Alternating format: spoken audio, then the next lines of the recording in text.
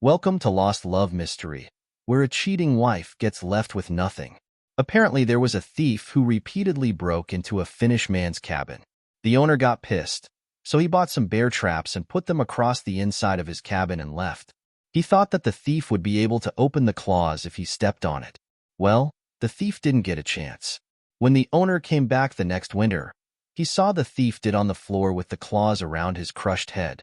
Apparently, when he broke through the window, he didn't go feed first like a normal person, but he dove in head first.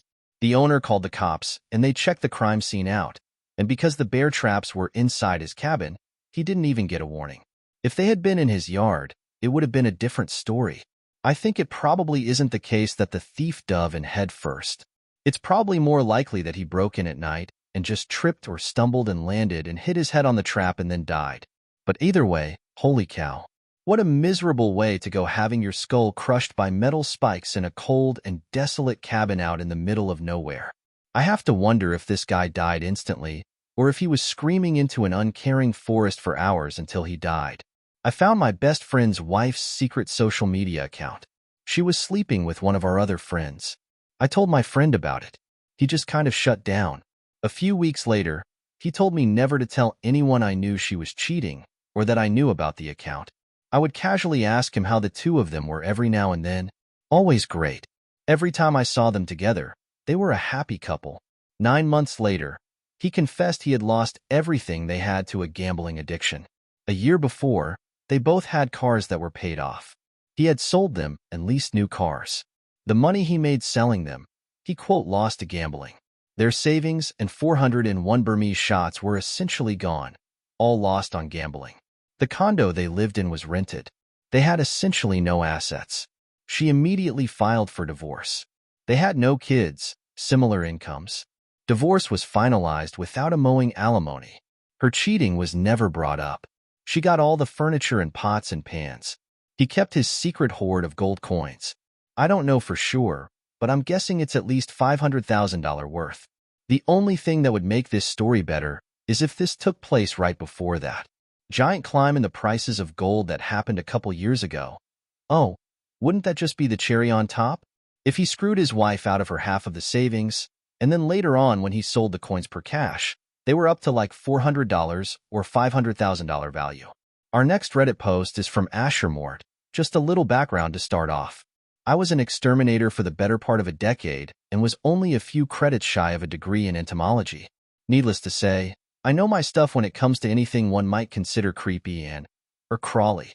With all this being said, I was a specialist for the absolute worst kinds of infestations. I treated forbid bugs, small cousins to ticks that only drink human blood. I bet you think you know where this is going, and just to cut you off, no, I never intentionally infested anyone. In fact, the revenge in this story isn't even for me. It was for what turned out to be one of the sweetest women I have ever met. For the purpose of the story, we're going to call her Mary. She was a nurse in World War II. I was called out to Mary's home by the management of the subsidized apartment she had, complaining about a small bug issue. What I found when I got there was not a small bug issue, and it still haunts me a little. To this day, when Mary answered the door, she was covered in big bugs. Her hair, her clothes, even crawling on her hands. While going into too much grisly detail about insect biology, this isn't normal.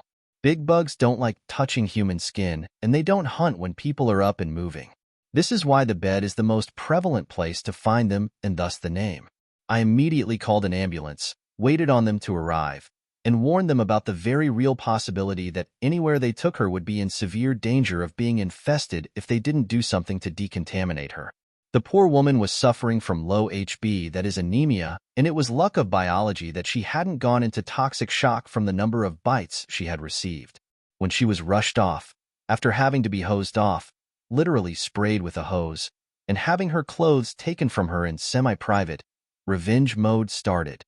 Big bug treatments are expensive, very expensive, and I had made a lot of contacts with local Department of Social Services and the Adult Protective Services because of the amount of charity work I'd done. Every single one of them got a phone call. Subsidized apartments have rules, including that they have to make routine checks. For an infestation to get to that level, it had gone unchecked for years. She had been being eaten alive for years. I called the local news, warned every neighbor, and collected statements about exactly how often the maintenance staff and management had entered the apartments.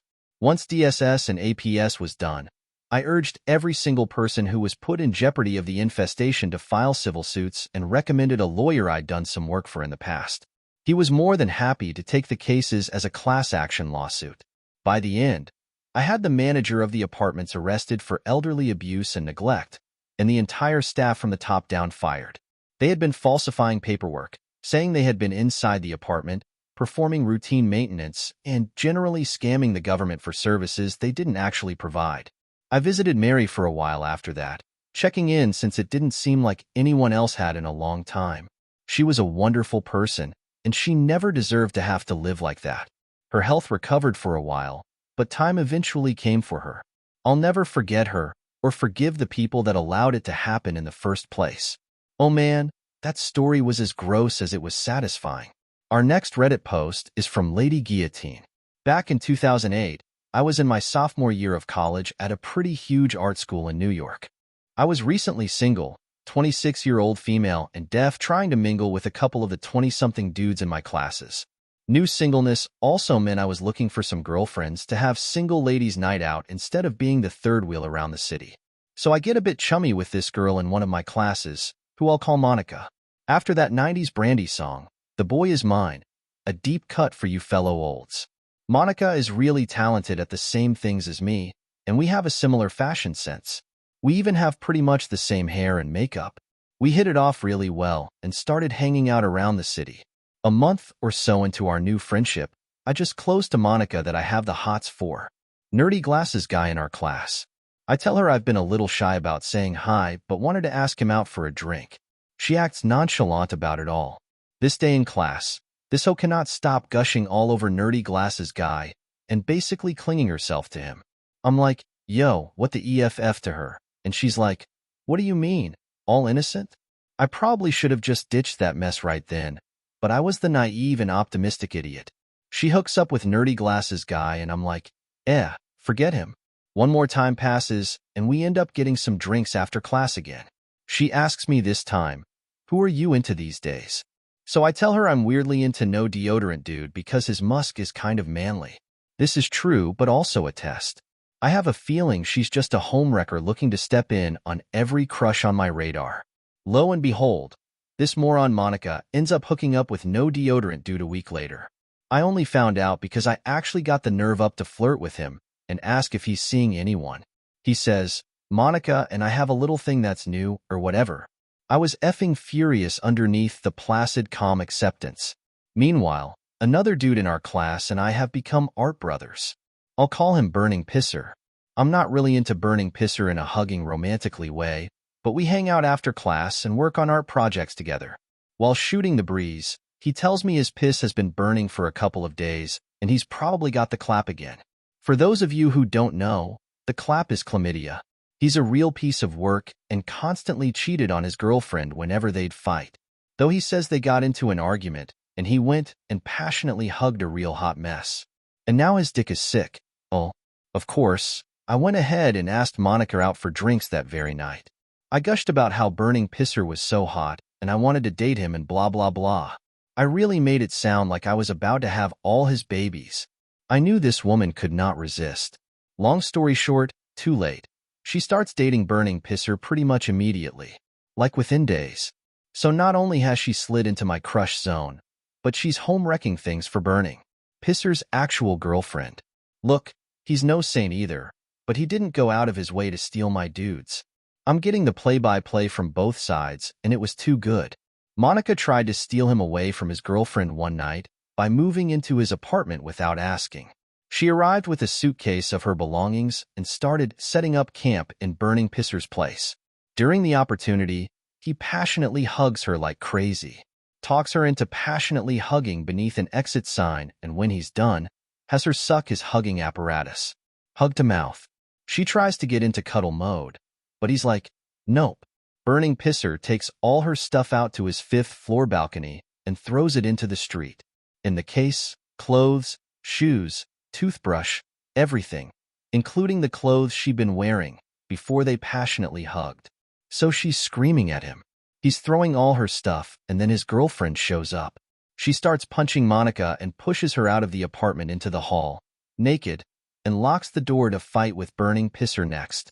Monica does the ultimate walk of shame to pick up her stuff off the street and cover her dizzy but before hitting home. Couple days later, Burning Pisser relates the story to me. Then adds he went to the clinic. Yep, it wasn't chlamydia, but gonorrhea and his hugging apparatus. Monica tried to boo-hoo to me about it, so I just told her, yeah, I wasn't really into him.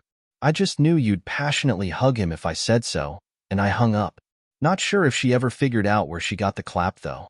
Then we have this perfect comment from Magic Sparkles down in the comments. Slow applause, as in, clap, clap, clap. Hopi, I realize that this is our /nuclear revenge. But isn't biological warfare against the Geneva Convention or something? That was cold. Our next Reddit post is from Deleted. This story was told to me by my friend's dad. He's a personal trainer and was training this guy in the gym who just got out of prison a couple months prior and told in a story. It spread through the prison like wildfire about this man who got what was coming to him.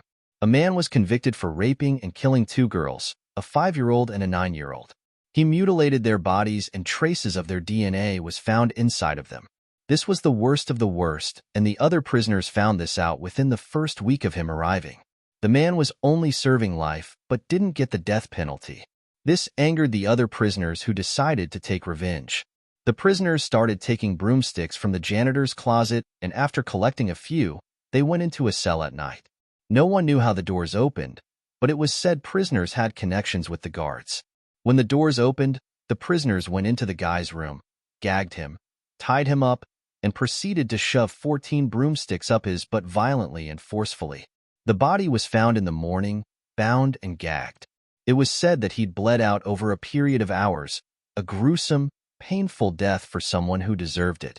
How much of a disgusting human being do you have to be to make convicted felons hate you?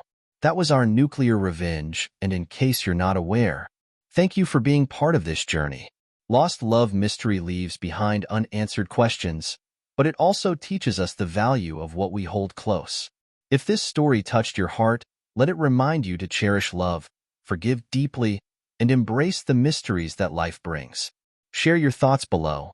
What does this story mean to you? Stay tuned for more tales that touch the soul. Until next time, take care of your heart.